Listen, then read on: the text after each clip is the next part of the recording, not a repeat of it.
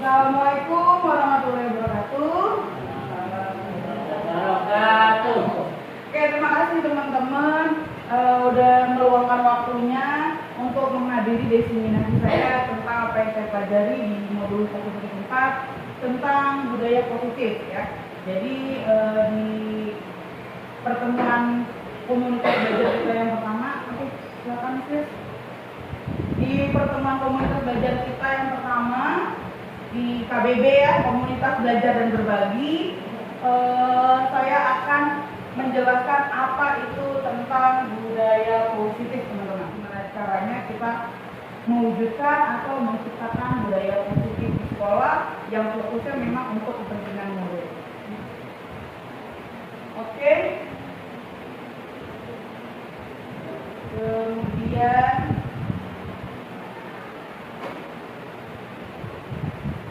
nanti kita batu di link.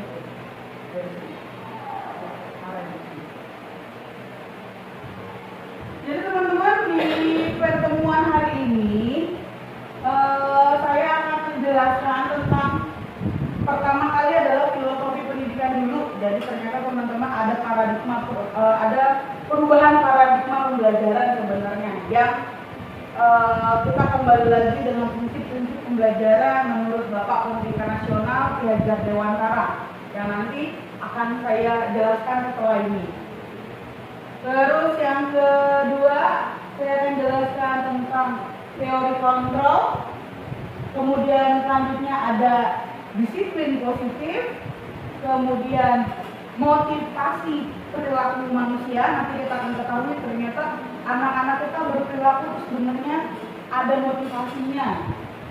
Kemudian tentang hukuman, konsekuensi dan restitusi.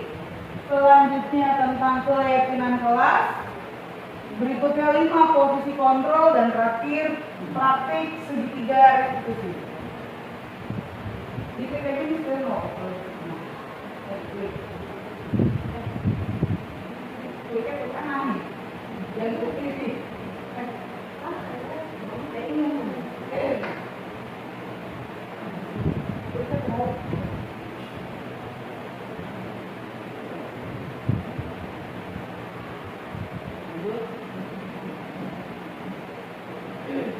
Nah teman-teman, sebelum kita masuk ke materi apa itu disiplin positif, bagaimana menciptakan budaya positif di sekolah, yang perlu kita sadari dan yang perlu kita pahami yaitu perubahan paradigma pembelajaran di sekolah. Nah, kita akan menciptakan pendidikan sesuai dengan prinsip-prinsip Ki Hajar Dewantara. Yang pertama, pendidikan menurut Ki Hajar Dewantara dimaksudkan agar peserta didik kelak mendapatkan keselamatan dan kebahagiaan setinggi-tingginya baik sebagai individu ataupun sebagai masyarakat. Nah, di sini untuk mewujudkan itu teman-teman, seorang guru perlu menjadi pemimpin pembelajaran berdasarkan semboyan Ki Hajar Dewantara tersebut yang sudah saya tambahkan di samping. Ingat Solun Telodo, Inma Dia Pamungkaso, dan Tuturi Handayani. Kalau Tuturi Handayani kita sering dengar ya? Apa itu Miss Tuturi Handayani? Apa ya itu Tuturi Handayani? Di belakang apa? Di belakang yang memberi dorongan. Nah, di Tuturi Handayani ini ya, ini yang dijadikan slogan pendidikan ya, slogan pendidikan hingga saat ini. Sebenarnya ternyata kita sama-sama ketahui berasal dari penggalan semboyan yang dicetuskan oleh Ki Hajar Dewantara dan ini harus kita terapkan. Ya, jadi sebagai pemimpin pembelajaran ternyata sebaiknya kita harus menerapkan sistem AMO. Kita mengemong anak-anak kita dengan 3 prinsip ini. Ingarto Sungkolodo, dari depan memberi teladan. Ingadia bangun karso, dari samping kita membangun, sama-sama membangun dengan siswa. Dan Tuturi Handayani, benar tadi kata Pungki, dari belakang memberikan dorongan, memberikan semangat. dalam mendidik, guru juga perlu mengenali minat dan bakat murid berdasarkan karakter lingkungan sosial budayanya atau yang kita sebut dengan kodrat alam. Jadi teman-teman, setiap anak itu berbeda, kodratnya berbeda, kodrat alamnya seperti apa. Nah, kodrat alam itu akan terbentuk dari lingkungan sosial budayanya teman-teman. Jadi anak-anak yang di Jakarta dengan anak-anak di Jogja, anak-anak yang ada di Wahau, itu kodrat alamnya berbeda karena akan mengikuti lingkungan sosial budayanya. Nah, kita harus mengenal itu dulu sebelum kita melakukan pembelajaran. Selanjutnya, kita juga perlu menyelaraskan kodrat mereka, kodrat alam mereka dengan kodrat zaman, perkembangan zaman. Kita juga harus ikut update karena anak-anak ini sifatnya dinamis, ya. Mereka berkembang mengikuti zamannya. Kalau mungkin dulu zamannya kita belajar masih CBSA, catat buku sampai habis. Sekarang nggak bisa. Anak-anak ini dengan dunia digital, mereka lebih senang sesuatu yang sifatnya konten-konten ya. Jadi kita bisa menyelaraskan dengan membuat media pembelajaran digital, terus yang melibatkan keaktifan visual. Karena kalau kita masih menerapkan cara kita zaman kita sekolah, itu menurut saya nggak efektif. Beda anak-anak yang tumbuh dan berkembang pada masa kita sekolah itu berbeda dengan anak-anak yang kita didik saat ini. Nah, kita ini harus menyelaraskan itu, kodrat alam kita selaraskan dengan kodrat zaman. Kemudian yang paling penting teman-teman, semua rangkaian pendidikan harus berorientasi kepada peserta didik. Ini poin utama. Ya, kita harus menghamba pada murid. Menghamba di sini bukan berarti kita menyembah murid, tapi menghamba di sini kita harus jadikan murid sebagai orientasi utama dalam melakukan atau dalam membuat kebijakan di sekolah, termasuk dalam kegiatan pembelajaran teman-teman. Ya, jadi sebenarnya seluruh guru, FC dan stakeholder lainnya, saat kita membuat kebijakan sekolah kita harus fokus sama kepentingan murid. Termasuk kita juga perlu melibatkan mereka dalam setiap aktivitas di sekolah. Nah, di sini pendidikan bukan hanya mengenai transfer ilmu pengetahuan, namun juga pembentukan karakter berdasarkan nilai-nilai yang berlaku di masyarakat setempat, sehingga nantinya murid tumbuh menjadi murid yang cerdas dan berkarakter. Berkarakternya sesuai lingkungan mereka. Ya, tadi saya katakan kodrat alamnya berbeda-beda. Nah, kita fokus menumbuhkan karakter mereka sesuai tempat di mana mereka berada. Kita nggak bisa samain loh, kok anak-anak di kota besar begini karakternya ya?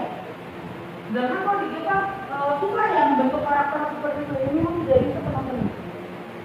Karena yang kita tekankan karakternya itu sesuai dengan lingkungan yang dimana tetap mengandung nilai-nilai kebajikan secara universal. Next, Michelle.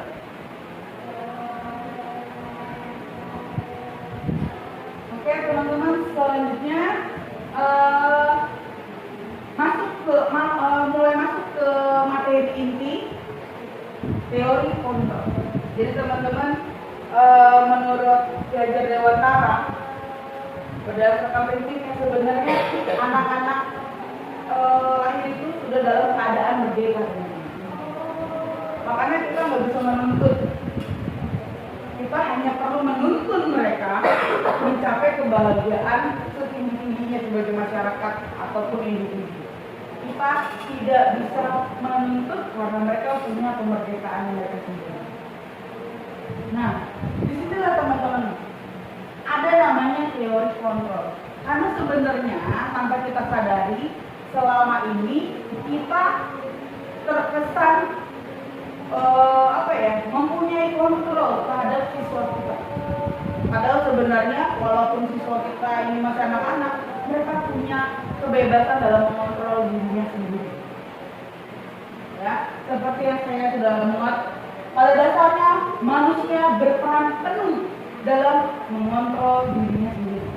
Jadi terkadang anak-anak ketika kita instruksikan A tapi tidak melakukan A tersebut, ya karena mereka punya kontrol atas dirinya. Kita nggak bisa maksain. Kalaupun anak-anak melakukan apa yang kita instruksikan, itu bukan karena kita mampu mengontrol mereka, teman-teman. Itu karena anak-anak atau mereka mau dikontrol. Jadi bukan karena kita berhasil mengontrol, bukan, itu karena mereka sedang mau dikontrol. Nah, jadi tanpa kita sadari sebenarnya selama ini kita selalu berupaya mengontrol orang lain. Guru mengontrol muridnya, orang tua mengontrol anaknya. Jam 9 malam pokoknya kamu gak boleh main HP langsung tidur. Anak-anak gak boleh datang terlambat. Kalau gurunya udah masuk kelas, kalian harus di luar, gak boleh masuk lagi. Itu kita lagi mengontrol sebenarnya. Padahal mereka posisinya harusnya lebih merdeka untuk mengontrol dirinya sendiri. Harusnya yang di sini yang perlu kita tekankan, mereka itu tahu, oh ternyata terlambat itu nggak boleh. Oh ternyata kalau main handphone sampai malam di rumah, itu besoknya saya bisa kesiangan. Nah nanti pada akhirnya mereka kan mengontrol dirinya sendiri. Sebenarnya itu yang mau saya coba terapkan di sekolah. Ya, khususnya di SMP Dharma Utama, gimana caranya anak-anak kita mengontrol dirinya sendiri tanpa perlu kita capek-capek mengontrol mereka. Coba saya mau tanya, mungkin kita sharing dulu sebelum kita lanjut, teman-teman. Kan tadi kalau saya bilang, kalau saya sendiri ya, saya sendiri sering nih. Sebelum saya belajar, saya akui saya sering melakukan hal ini, mencoba mengontrol anak-anak. Kalau teman-teman sendiri gimana? Apakah sama? Apakah selama ini kita juga punya peran sebagai pengontrol orang lain, khususnya siswa-siswa kita sendiri? Del. Jadi selama ini memiliki peran sebagai pengontrol juga? Ya, harus sadari. Contohnya apa, Del? Apa misalnya yang pernah dilakukan mencoba mengontrol anak-anak apa contohnya?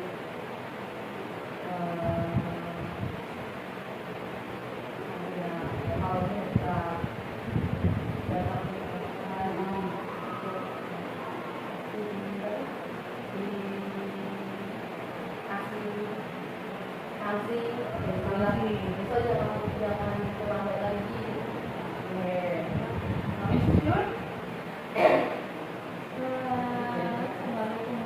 Karena kebetulan mungkin saya itu kan kesiswaan, jadi saya mempunyai pola pikir karena ketidaktahuan saya sebenarnya Ada teori kontrol ini. dan teori kontrol ini yang bagi saya anak-anak itu harus ikut aturan yang sudah ada di sekolah, karena aturan itu menurut saya itu nanti bisa mendisiplinkan mereka, bisa membuat mereka nanti menjadi orang yang lebih baik di depannya.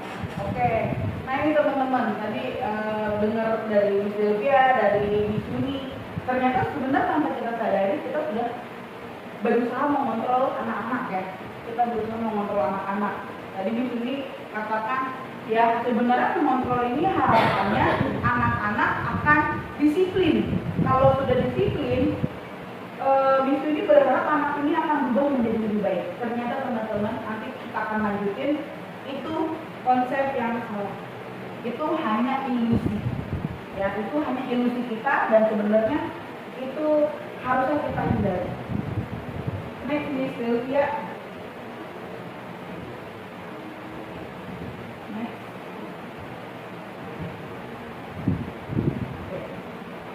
Nah ini teman-teman, ilusi teori kontrol. Yang pertama, ilusi guru mengontrol murid.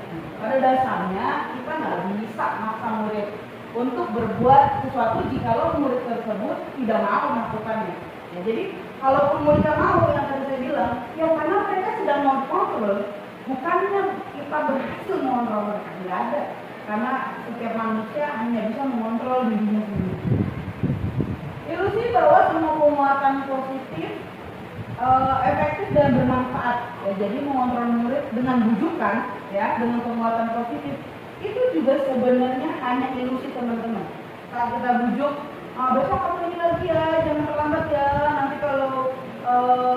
kalau nggak terlambat, nanti disuruh kasih poin tambahan deh di tugasnya. Itu cuma ilusi teman-teman. Kalaupun anak-anak besoknya nggak terlambat, itu cuma karena saat itu mereka ada tujuan yang ingin mereka capai terhadap. Kemudian malah jadi ketergantungan. Besoknya nggak terlambat lagi karena ada bujukan tadi. Ketika bujukan tadi tidak sesuai ekspektasi mereka, malah hilang motivasi mereka. Jadi cuma ilusi. Ilusi bahwa kritik dan membuat orang merasa bersalah dapat menguatkan karakter. Nah, ini juga pernah saya lakukan. Jadi ketika ada anak yang tidak mengerjakan tugas, lalu saya membuat anak ini merasa bersalah. Saya mencoba mengontrol mereka dengan membuat mereka merasa bersalah. Kamu itu kenapa kamu gak ngerjain tugas Ibu? Kamu gak kasihan sama orang tuamu, capek-capek kerja tapi kamunya gak tanggung jawab. Nah, ilusi saya, anak ini besoknya lebih rajin. Tapi sebenarnya tidak, teman-teman. Kita sedang membuat mentalnya.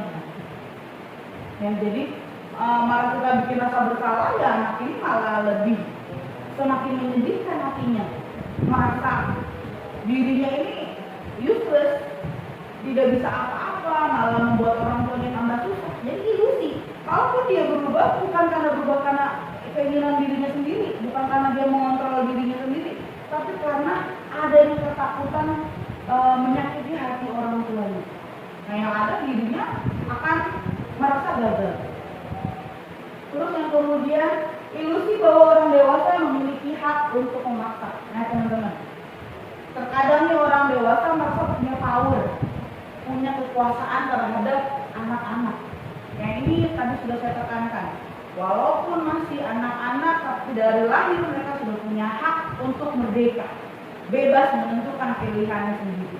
Jadi kalau orang dewasa punya hak atas mengontrol anak-anak, itu salah, cuma ilusi, teman-teman. Next, Miss Delvia.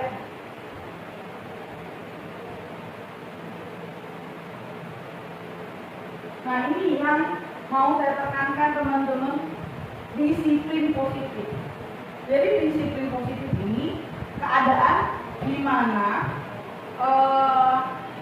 setiap individu atau setiap orang berperilaku disiplin atas keinginannya sendiri. Ya, jadi disiplin positif berarti kondisinya anak-anak mampu mengontrol dirinya sendiri sesuai dengan nilai-nilai kebajikan yang mereka yakini, bukan karena dikontrol oleh orang lain, apalagi gurunya. Jadi mereka datang terlambat bukan karena takut dimarahin guru. Mereka datang terlambat bukan karena dapat hadiah dari guru, tapi karena mereka tidak datang terlambat karena mereka tahu kalau terlambat itu merugikan dirinya sendiri. Ya, berarti mereka tidak menghargai dirinya sendiri, bisa ketinggalan pelajaran, terus mereka juga mungkin sama teman-temannya datangnya paling terakhir. Coba saya tanya dulu, kita masih bahas dengan kata-kata disiplin. Yang untuk panggilan Miss Kris, menurut Miss Kris, sejauh ini ya, selama ini sebelum saya menyampaikan informasi, apa itu kata disiplin yang Miss Kris pahami? Suatu aturan, ya, jadi menaati aturan. Miss Lia, disiplin menurut Miss Lia sejauh ini apa sih disiplin yang Miss Lia pahami sebagai guru? Disiplin yaitu Menaati aturan itu. Oke. Jadi biasanya kalau kita udah ada menaati aturan, kalau anak-anak nggak taat, biasanya apa yang kita lakukan, teman-teman? Apa Miss Tegur. Misalnya kalau anak-anak menaati aturan, biasanya kita lakukan apa, Miss? Sebelum itu disuarakan dosa-dosa kita sebelumnya nih. Hukuman biasanya. Hukuman ya Pak Heru. Teguran, hukuman ya. Jadi teman-teman, selama ini sebenarnya yang kita lakukan kurang tepat. Balik lagi, kita dengan kata-kata disiplin fokus dengan kata tertib. Pokoknya anak-anak ini harus patuh dengan aturan yang sudah kita buat. Ya, tata tertib harus dijalankan. Kalau ada anak-anak yang tidak sesuai dengan tata tertib, tidak disiplin menurut kita, biasanya itu cenderung akan muncul hukuman atau konsekuensi. Ya. Sebenarnya hukuman atau konsekuensi itu ya nggak masalah, tapi kalau bisa untuk hukuman itu kita hilangkan teman-teman. Jangan sampai ada lagi hukuman. Kalau konsekuensi masih boleh lah, karena konsekuensi itu kan sudah disepakati bersama ya. Kalau tidak melakukan A, nanti konsekuensinya A. Tidak melakukan B, konsekuensinya B. Tapi kalau hukuman, ini kesannya sesuatu yang menghakimi anak-anak. Dari awal aja dengar kata-kata hukum, udah sebenarnya udah negatif, udah nggak baik. Nah ini yang mau saya luruskan. Ini yang mau saya sampaikan, makanya saya bilang materi ini sangat menarik bagi saya. Yang saya rasa sebenarnya ini bisa kita terapkan di sekolah. Next, Miss Sylvia. Nah ini teman-teman, disiplin positif. Disiplin positif itu dimulai dari disiplin diri. Jadi bukan disiplin karena orang lain. Kalau karena orang lain, karena penghargaan atau takut dihukum, itu masih motivasi eksternal, masih motivasi dari luar. Disiplin positif itu adalah disiplin yang berasal dari dalam diri mereka sendiri. Mereka mengontrol diri mereka sendiri untuk berperilaku sesuai dengan nilai-nilai yang mereka yakini. Kemudian budaya positif adalah di mana sekolah mampu menciptakan kondisi bagi seluruh warganya untuk memiliki disiplin diri yang tinggi. Ya, jadi kalau tadi disiplin positif, dari disiplin positif saya berharap kita bisa menciptakan budaya positif. Ya, jadi seluruh warga sekolah bisa memunculkan motivasi dalam dirinya sendiri untuk bertindak sesuai dengan nilai-nilai yang sudah diyakini. Gimana teman-teman? Sepakat nggak kalau kita pelan-pelan menerapkan ini teman-teman? Sepakat nih guys? Bukan? Pero? Oh ya boleh. Oke, untuk treatment awalnya nanti saya akan jelaskan ada namanya panggilan restitusi. Tadi Miss Farah sudah kasih bocoran sedikit.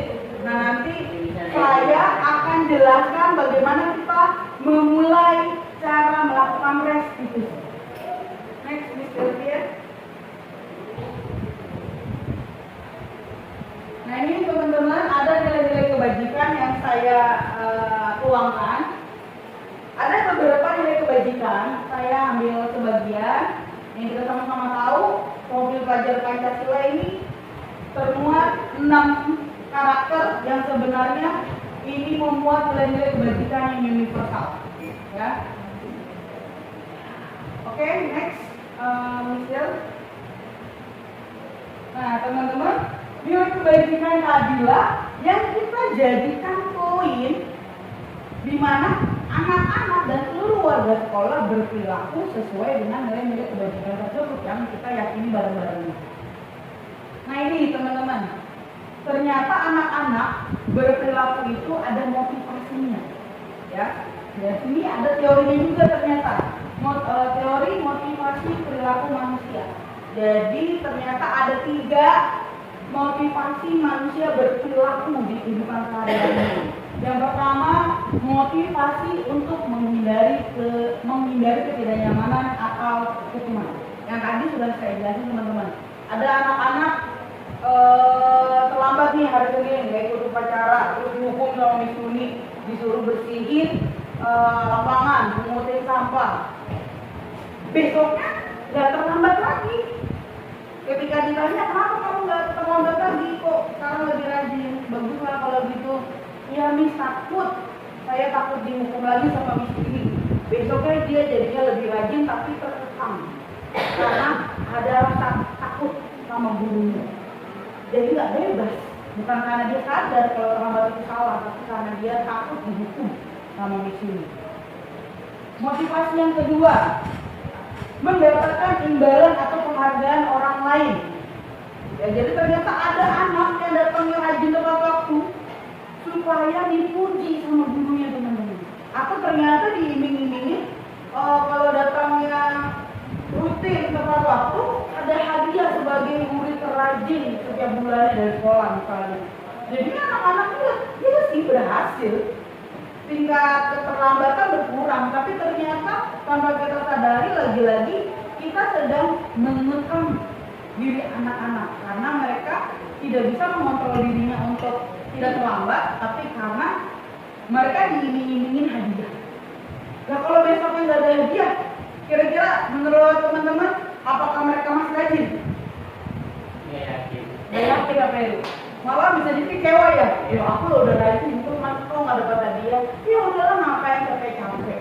Datang lebih awal nggak jadi dapat hadiah. Malah akan muncul seperti itu. Nah inilah yang namanya motivasi eksternal, teman-teman. Motivasi dari luar. Ini yang sedang kita upayakan, teman-teman.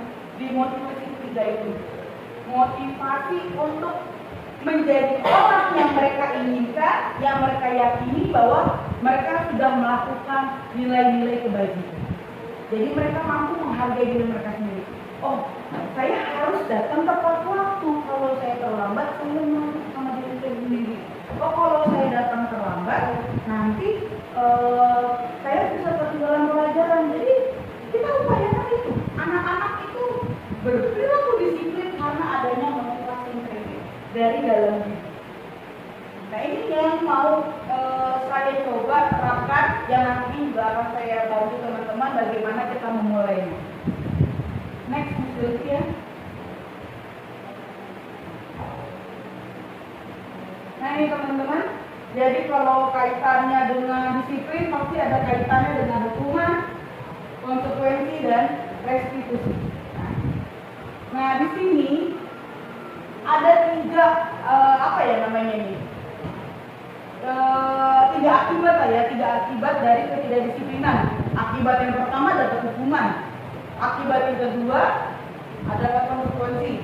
Nah kita upayakan ini dampak dari hukuman, dampak dari ketidakdisiplinan anak-anak dengan restitusi.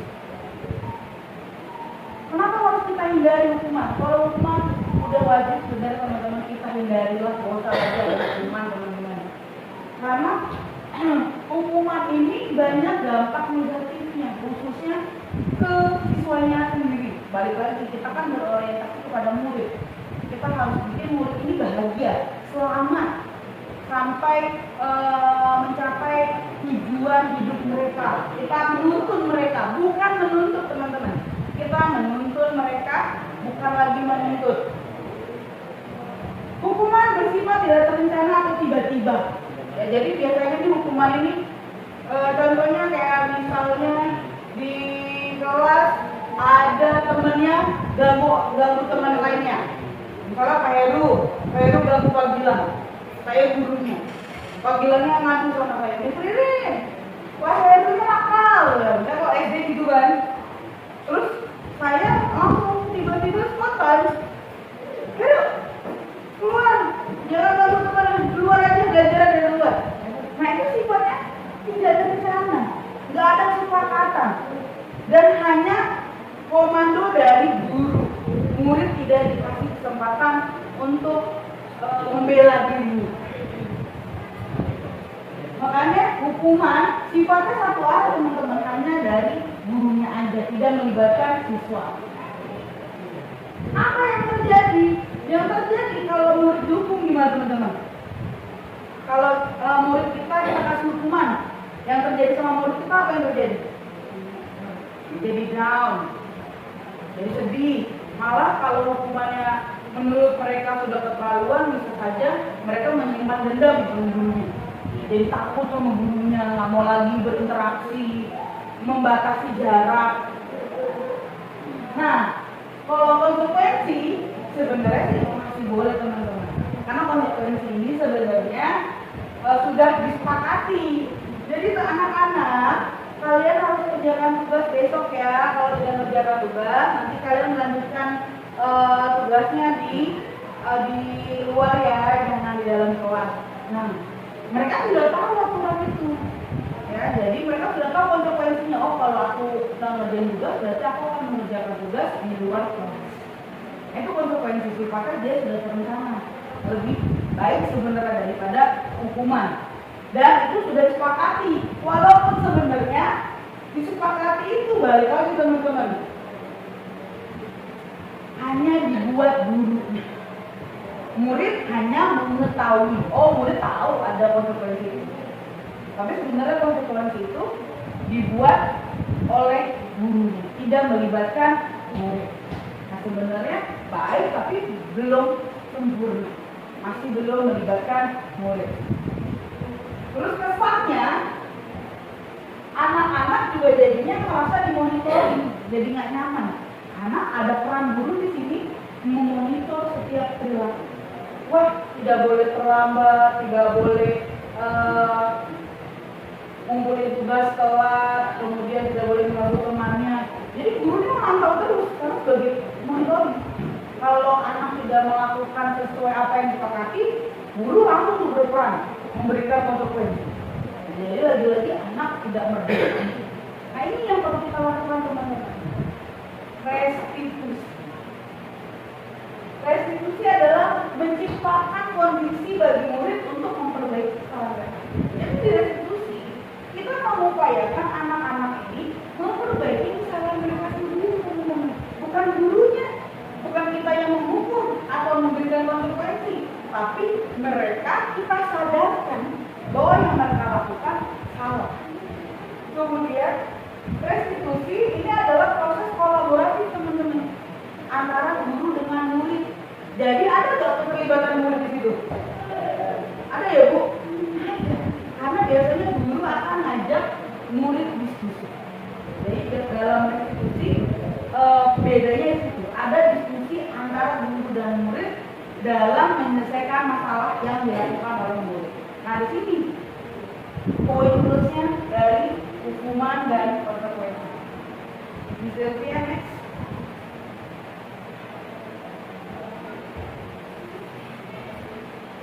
Ya, jadi kalau kita lihat tabel ini teman-teman, di hukuman ini identitas gagal. Berarti menciptakan identitas murid yang gagal. Dengan konsekuensi dari restitusi mampu menciptakan murid mencapai identitas sukses. Ya kita lihat ya, hukuman sistem tidak akan berjalan bila murid tidak takut. Jadi kalau murid gak bisa kita takutkan dengan hukuman, ya hukuman gak akan berjalan. Setiap hari anak-anak ya tetap aja akan melakukan hal yang tidak disiplin, karena mereka udah gak takut lagi sama hukuman itu. Udah biasa. Paling hukuman cuma pungut sampah. Ya udah, tetap nyeker kalau ke musola, terus tetap datang terlambat. Karena hukumannya mereka udah tahu. Hukumannya cuma pungut sampah, udah gak takut lagi. Akhirnya berjalan maksimal gak?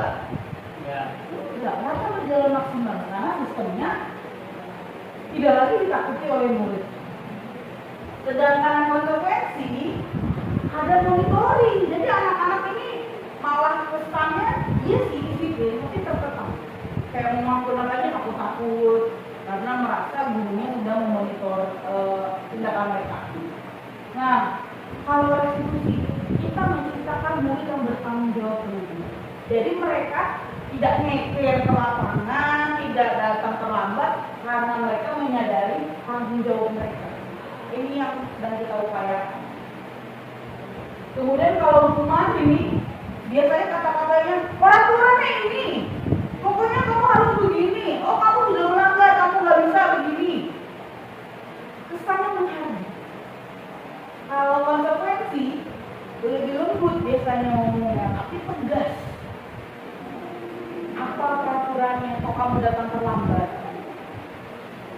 Mampu kan kamu besok datangnya nggak terlambat lagi? Apa yang perlu kamu lakukan biar nggak terlambat lagi? Sedangkan kalau restitusi itu lebih sangat baik. Kita nggak dari awal tuh sebenarnya dalam restitusi nggak boleh ada penekanan kata-kata. Jadi dari awal kita harus buat anak-anak ini lebih santai supaya mereka lebih menyelami dirinya sendiri, nggak takut buat berpendapat. Kayak gitu kalau restitusi diawali kata-kata apa yang kamu yakini, kenapa kamu melakukan ini, kira-kira yang kamu lakukan sesuai nggak dengan nilai-nilai yang kita yakini. Terus apa yang perlu kamu lakukan untuk memperbaiki ini semua. Nah jadi sebenarnya seperti itu bedanya. Nah kalau di hukuman, murid akan membenci aturannya. Kalau di konsekuensi, murid akan menghormati aturannya. Jadi aturannya dihormati. Sedangkan di restitusi, murid menghormati dirinya sendiri. Menyadari kalau itu salah, mereka lebih menghargai dirinya sendiri. Next, still dihukum oleh penghargaan. Ini teman-teman, kita sering berasumsi bahwa kalau dihukum salah, oh yaudah kita kasih penghargaan aja.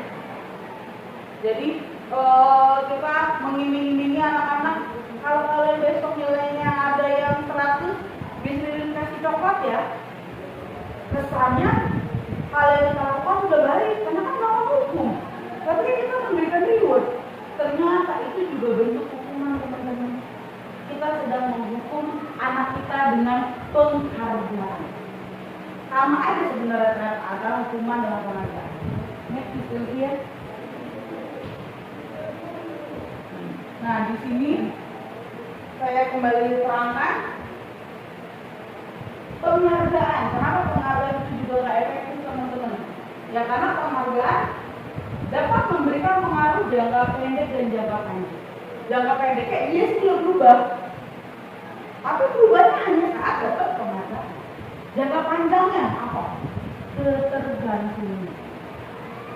Jadi kalau besoknya nggak ada hadiah, dia nggak mau berubah. Jadi dia tergantung dengan penghargaan, dengan pujian, dengan hadiah, dengan ini yang gurunya beri. Kemudian penghargaan tidak efektif dalam memberikan perubahan. Yang nggak efektif ya, karena tadi apa? Mereka berubah karena adanya harapan mereka mendapatkan sesuatu, bukan karena mereka mau berubah. Penghargaan dapat merusak hubungan teman-teman. Kenapa saya katakan dapat merusak hubungan? Ya misalnya gurunya mengiming-imingi nanti yang lulus nilai IPS KKMI dapat nilai tertinggi dan dikasih hadiah. Si A dan si B makin semangat nih belajar dengan rajin. Ternyata yang berhasil dapat nilai 1 si B. Saya kasih coklatnya ke si B. Si A nggak kasih coklat. Apa yang terjadi? Ada rasa iri, rasa dengki, cemburu. Akhirnya nggak mau lagi kerja sama B. Nggak lah orang kita belajar bareng malah dia yang dapat coklat, udah saya mau kerja sendiri aja. Malah hilang kebersamaan mereka. Dan ternyata penghargaan itu bisa merusak hubungan. Penghargaan mengurangi ketepatan teman-teman. Ternyata penghargaan bisa loh mengurangi ketepatan. Kenapa? Karena seharusnya misalnya gini, si A saat saya kasih tugas IPS, saya terasa anak ini mampu. Tapi kan saya ingin, ayo pokoknya kamu kalau besok dapat nilai 1, nilai dia ya hilang buyar fokusnya. Yang harusnya dia belajar maksimal karena dirinya sendiri, menghargai dirinya sendiri, buyar. Ganti fokus saja, jadi wah aku harus dapat hadiah dari ini sendiri. Yang ada apa? Belajarnya nggak maksimal, penuh rasa kecemasan, takut gagal dapat hadiah. Jadinya nggak tepat dia ngerjain tugasnya. Sama pun dengan menurunkan kualitas, ya. Jadi otomatis yang tadinya kualitas belajarnya fokus berubah kualitasnya, ya. Memang orientasinya berubah, termasuk merusak kreativitas dan yang terakhir penghargaan itu menghukum dirinya sendiri. Ya tadi contoh, si A kan gagal tuh tadi dapat coklat dari Miss karena nggak dapat 100. Akhirnya dia menyalahkan dirinya sendiri. Wah, aku gagal ya, kenapa aku kok gini-gini? Yang ada akhirnya malah apa? Bukan makin termotivasi, malah menyalahkan dirinya sendiri. Dihukum oleh dirinya sendiri. Next. Miss Sylvia. Nah ini teman-teman, ini poin-poin dari restitusi ya. Ada beberapa poin. Restitusi bukan untuk menebus kesalahan, namun untuk belajar dari kesalahan. Restitusi itu untuk memperbaiki hubungan. Jadi kalau ada anak-anak yang tadinya ribut berantem ini dan kita upayakan untuk memperbaiki lagi hubungannya. Restitusi itu tawaran, bukan paksaan. Kita memberikan alternatif dan murid boleh menentukan sendiri mau jalannya atau tidak, atau mereka punya pilihan sendiri dalam menyelesaikan masalahnya. Restitusi itu menuntut untuk melihat ke dalam diri mereka. Restitusi mencari kebutuhan dasar yang mendasari tindakan, karena sebenarnya anak-anak berbuat salah pasti ada alasannya. Restitusi fokus ke karakter bukan tindakan.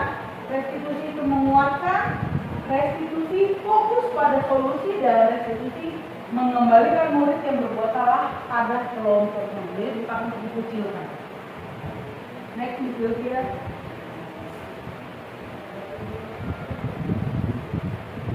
Ayo teman-teman, tadi Pak Gila nanya bagaimana kita menerapkannya. Yang pertama kali dalam menerapkannya adalah membuat keyakinan kelas. Jadi bukan aturan teman-teman, sekarang namanya keyakinan kelas. Keyakinan kelas itu membuat nilai-nilai kebajikan yang tadi sudah saya tuangkan. Keyakinan kelas itu sifatnya abstrak, tidak konkret. Jadi kalau aturan jelas ya, tidak boleh terlambat. Berarti kalau keyakinan kelasnya apa? Nah, dalam keyakinan kelas, kalimat itu harus positif teman-teman. Perlu menghargai waktu. Misalnya ada aturan apa lagi panggilan di sekolah kita panggilan? Apa? Tidak boleh buang sampah sembarangan ya. Tidak boleh buang sampah sembarangan. Berarti kita ubah kalimat positifnya jadi menjaga kebersihan. Ya. Nah, dari kalimat-kalimat positif itu kita ubah menjadi keyakinan kelas yang sifatnya universal. Contohnya tadi menghargai waktu. Kan kalau tidak boleh datang terlambat, udah pasti fokusnya datang terlambat, datang tepat waktu. Tapi kalau menghargai waktu, lingkungan lebih luas. Mereka akan paham, aku datang harus tepat waktu. Ngerjain tugas aku harus tepat waktu. Aku tidak boleh menyia-nyiakan waktu untuk hal-hal yang tidak bermanfaat. Jadi lebih kompleks. Hanya dari sekedar satu keyakinan kelas, tapi universalnya keyakinannya banyak. Nilai-nilai kebajikannya banyak. Terus menjaga kebersihan. Nah, dari aturan tidak boleh buang sampah sembarangan, aturan kita tahu menjaga kebersihan. Oh, aku harus rajin tiket, aku harus buang sampah pada tempatnya, oh aku harus aktif di kegiatan adiwiyata, oh aku harus membersihkan diriku sendiri, mandi 2 kali, aku harus tampil rapi. Jadi itulah makna dari keyakinan kelas teman-teman. Lebih luas, tapi nilai kebajikannya lebih dapat, dan mereka mampu meyakini dalam diri mereka sendiri.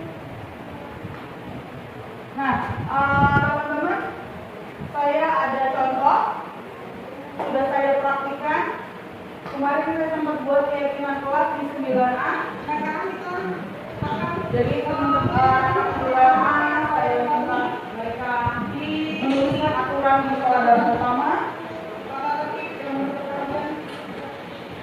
Nah, jadi mereka menulis aturan-aturan yang mereka ketahui. Ada tidak boleh pacaran, tidak boleh merokok, ya, kalimat berarti semuanya yang mereka tahu.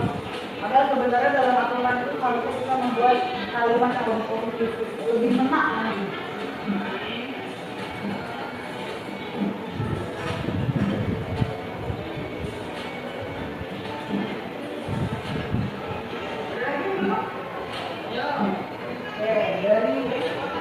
Dari aturan yang sudah mereka tulis negatif, saya tulis kembali, saya rangkum karena ada banyak yang menulis aturan-aturan yang sama.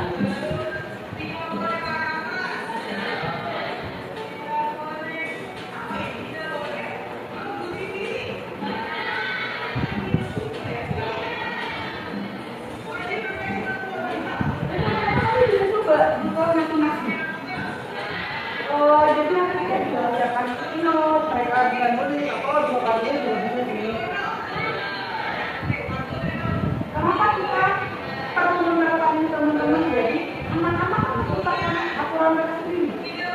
melibatkan mereka, lebih meresapi sebenarnya. Nah, ini kita ubah menjadi kalimat positif. Datang ke sesuatu.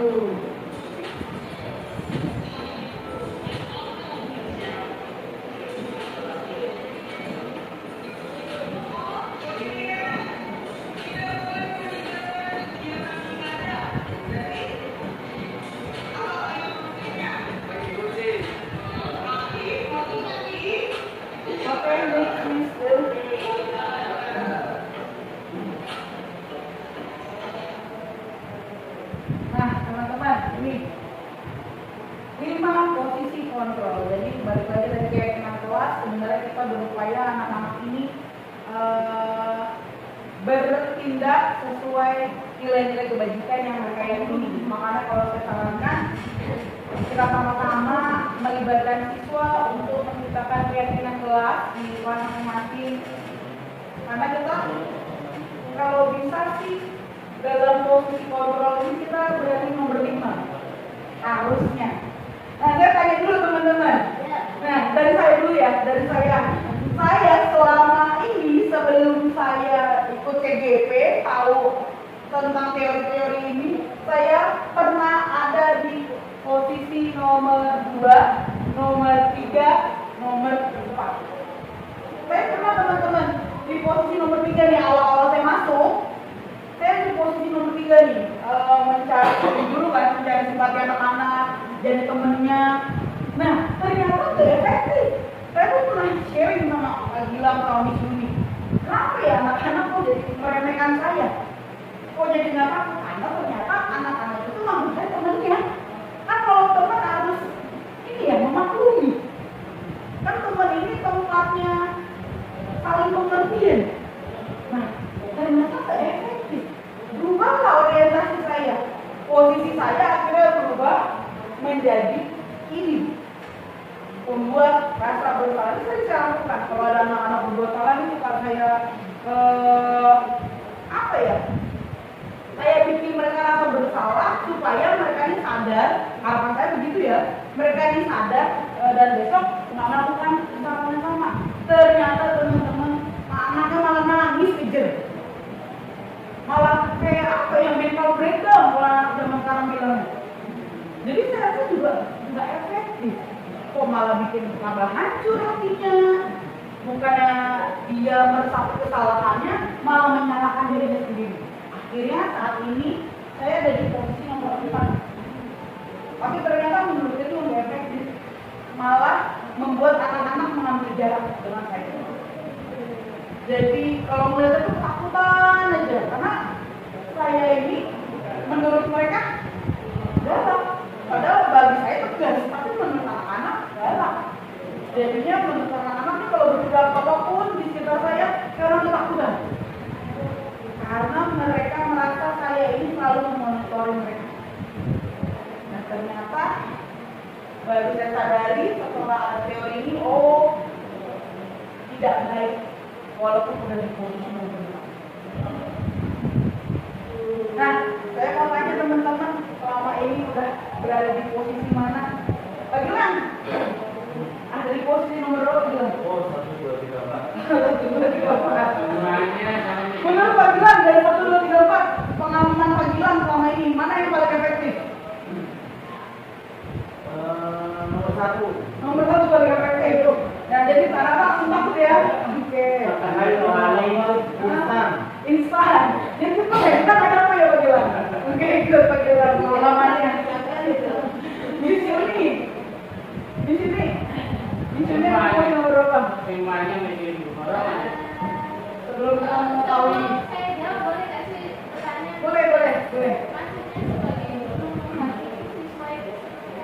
Ya jadi kan kalau anak-anak ya, kalau anak buat salah, kita tuh langsung bilang, kamu ini salah, kamu lakukan, kamu nggak bisa begini, pokoknya kamu sekarang saya hukum. Nah itu kan kita ini tuh.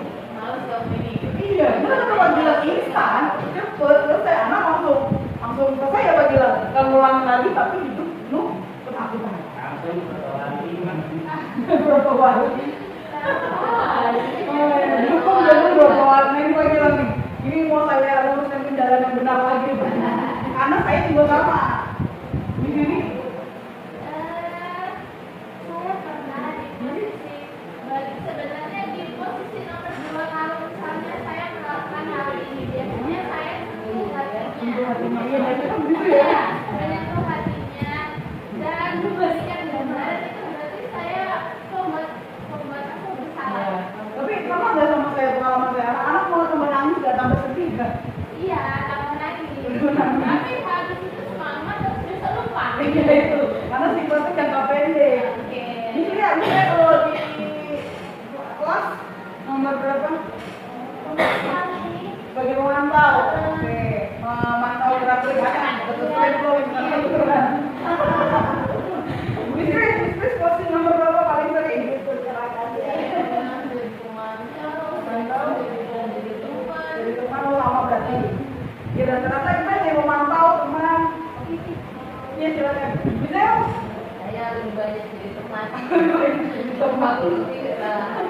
Tapi bisa ada dari jangan lagi. Ya. Ya curhat juga kan. Curhat. Iya. Sekarang kayaknya berproses ya, berproses. Nah, tergantung berarti yang dibahas di awal obrak arah mana Iya. Jadi saya juga melihat kondisi anak itu di awal bagaimana dan tidak saya samakan. Oh, iya. Dalam saya Dalam teman mereka. dalam treatment mereka. Tapi arah saya tetap saya sedikit kali dengan restitusi tadi. Jadi walaupun teorinya waktu saya dengar, ternyata sudah lama diterapkan. Oh, udah pernah berapa kemarin? Jadi saya memang sering dimulai dari rumah, kemudian saya bawa ke sekolah. Jadi kalau ada siswa atau anak yang melakukan sedikit menyimpang dari aturan, biasanya saya minta waktu setengah jam atau 1 jam untuk ngobrol. Oh, ya. Diskusi berarti. Ya, obrolan pertama saya tidak membahas kesalahan. Oh iya, benar benar. Saya membahas yang selalu saya tanyakan pertama adalah apa cita-cita kamu? Apa cita-cita kamu? Bagaimana proses kamu menghadapi itu nanti di masa depan? Terus saya tentu perasaannya untuk meningkatkan rasa cinta dan sayang kepada orang tuanya. Jadi saya harapkan yang pertama itu adalah perilaku, akhlak. Ketika kalau perilaku itu kesadaran, seperti yang sudah disampaikan tadi, kita tidak perlu berbagai macam hukuman atau apa tadi yang kedua, konsekuensi. Jadi semua yang dilakukan tanpa embel-embel. Iya. Tanpa kata-kata guru, tanpa kata-kata berharga, tapi murni karena ini untuk kembali yang saya lakukan itu semuanya kembali ke saya. Usaha saya dalam belajar dan sebagainya itu pasti akan dicatat dan itu akan menentukan masa depan saya.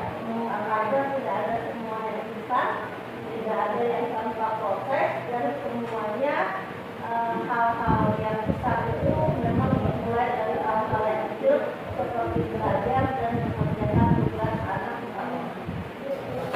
Rupanya berdua dulu. Ternyata semua tanpa kita sadari ada suara yang sudah menerapkan restitusi. Benar? Yang tadi diterapkan di para ngajak ngobrol dulu tanpa membahas dulu kesalahannya. Itu titik awal restitusi. Nanti namanya itu masuk ke menstabilkan identitas lingkungan. Nanti saya akan jelasin. Alhamdulillah ternyata ada satu orang di antara kita yang sebenarnya menerapkan, cuma kalau kita contoh sesuai dengan terapan restitusi. Ya Pak Mission? Nanti itu mungkin karena tidak lama itu seperti desa mungkin seperti itu. Iya, sebenarnya kita ini punya peran walaupun kita ada berbeda. Sebenarnya kita juga punya peran untuk melakukan konseling. Next Miss Delvia. Ya, jadi dari hukum dari posisi kontrol tadi kita upayakan kita ada di poin kelima yang hukum sebagai manajer tadi. Nah, sebagai manajer caranya gimana sih? Ini Pak bilang, nih tadi kan Pak bilang memang tanya caranya melakukan thinking positif gimana? Satu, kita buat keyakinan orang dulu kan bilang. Dua, usahakan kita berperan sebagai manajer Pak bilang. Tiga, hindari hukuman, hindari penghargaan. Empat, fokus melakukan tindakan restitusi. Nah, tindakan restitusi ini ada 3 langkahnya. Next. Langkahnya ada 3. Kita bisa mulai dari yang pertama adalah menstabilkan identitas. Jadi caranya, Pak Gilang nih dari awal kita ajak ngobrol pelan-pelan, ajak ngobrol diskusi, kita dengarkan ceritanya mereka. Karena biasanya anak-anak berbuat kesalahan itu ada alasannya, ada kebutuhan-kebutuhan mereka yang belum terpenuhi, ya. Nah itu yang namanya menstabilkan identitas. Kita sadari dulu ke mereka, kita bilang ke mereka, manusia itu pada salah itu nggak apa-apa, supaya mereka lebih nyaman nanti bercerita. Tidak ada yang ditutup-tutupi. Kita juga sampaikan, mereka bukan satu-satunya orang yang bersalah.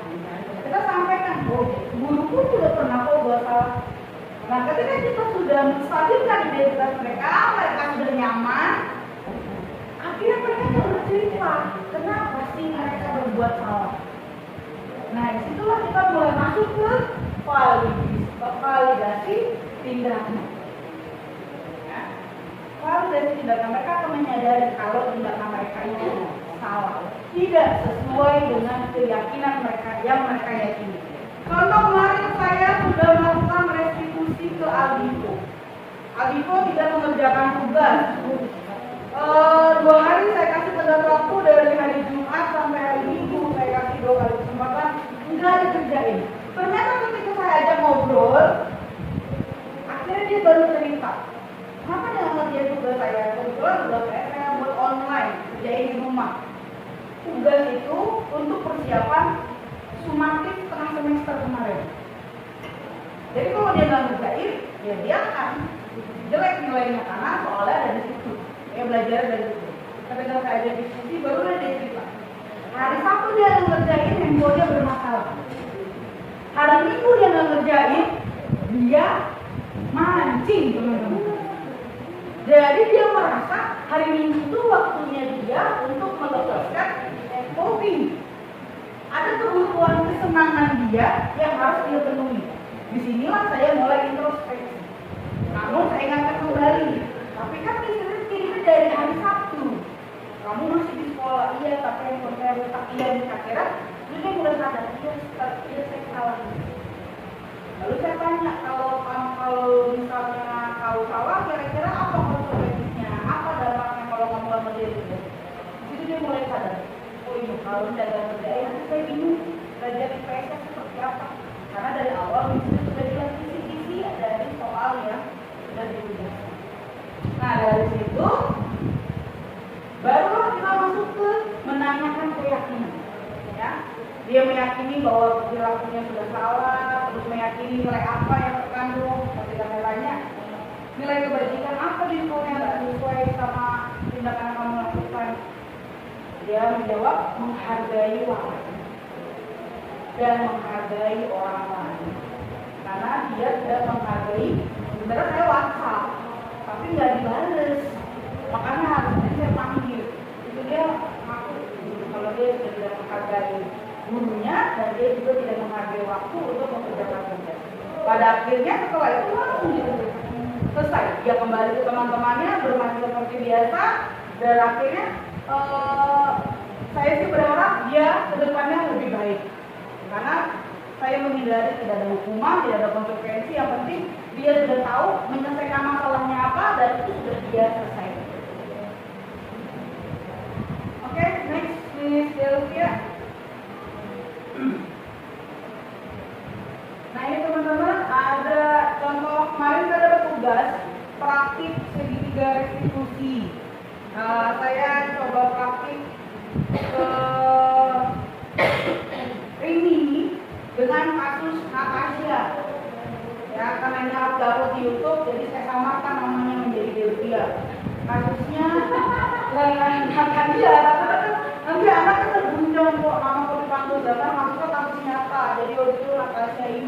tidak mengumpulkan handphone saat kemah. Setelah di panggilan ternyata handphonenya diumpetin, kemudian kami temukan malah chatting dengan lawan jenis.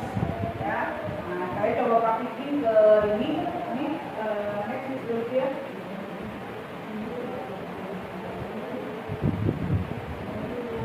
Jadi ini udah saya praktikan teman-teman. Sebenarnya saya juga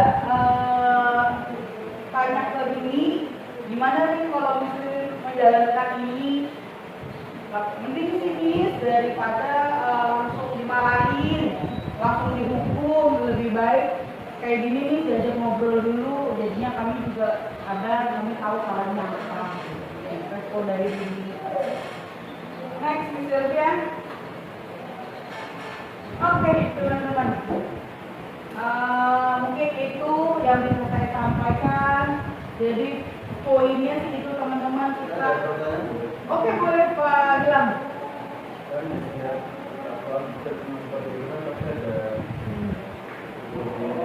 Ya. Ya. Saya pengen tahu kelemahan apa dari Oke, kelemahannya sebenarnya satu sih, dan ini sudah saya alami sendiri. Namun balik lagi keterampilan guru dalam komunikasi sama murid tekankan. Jadi terkadang kayak saya coba ke Aldi itu, buat dia cerita itu sulit begitu. itu kan nanti otomatis waktu kita bergabungan cuma anak-anak satu anak berapa menit berapa menit. Nah, itu fokusnya. Balik lagi tadi ke konsep awal, tadi Pak Gilang ini ya agak telat. Kita ada perubahan paradigma Pak Gilang. Jadi yang biasanya kita fokusnya ke guru ya, buat aturan gurunya yang buat, anaknya menjalankan. Terus buat pembelajaran, bikin pembelajaran yang gurunya nyaman. Bikin pembelajaran yang media ajarnya gampang, yang gurunya nanti nilainya cepet. Ya tadi kayak Pak Gilang bilang tadi dan menghukum itu praktis. Itu tuh fokusnya ke guru. Ya itu kita ubah ke guru. Itu memang PR kita bersama. Orientasi kita ubah jadi berpusat pada murid. Kalau tadi Pak Gilang kan capek gurunya terus malah satu itu komunikasinya lama. Inilah yang memang harus kita terapkan. Kita harus meluangkan waktu, kita harus menyiapkan diri. Makanya sebenarnya nggak perlu sih kita jalankan sendiri. Inilah yang perlu kita tekankan, kolaborasi. Jadi kita bisa berbagi Pak Gilang. Misalnya Pak Gilang ada jam, kemudian di kelas Pak Gilang ada anak yang bertindak salah. Pak Gilang butuh anak ini diluruskan kembali atau diarahkan kembali. Pak Gilang nggak sempat, kita bisa kolaborasi. Misalnya Pak Gilang bisa minta tolong yang di kelas, yang di kantor. Misalnya di kantor ada saya nih, saya dulu untuk treatment cari informasi kenapa dia begini. Nanti kalau saya udah dapat informasinya, bisa saya sampaikan Pak Gilang, bisa Pak Gilang lanjutin untuk menanyakan keyakinan. Mungkin sama saya kan bisa berikan dulu identitas. Nah, nanti masuk ke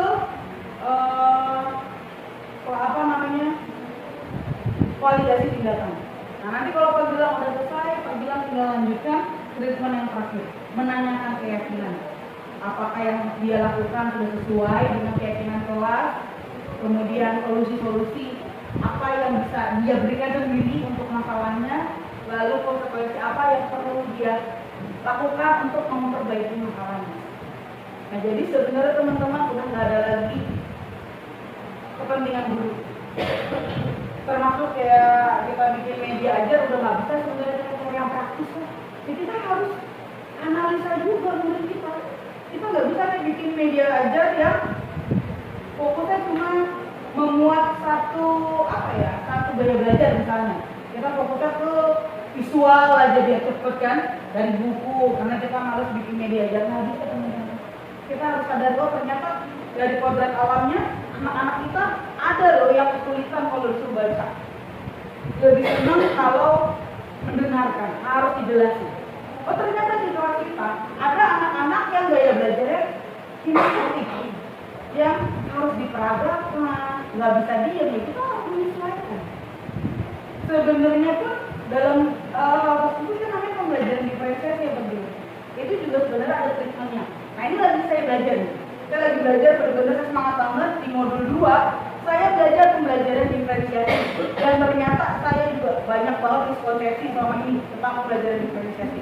Next, benar-benar saya akan sampaikan lagi di komunitas belajar kita di pertemuan selanjutnya apa itu pembelajaran diferensiasi.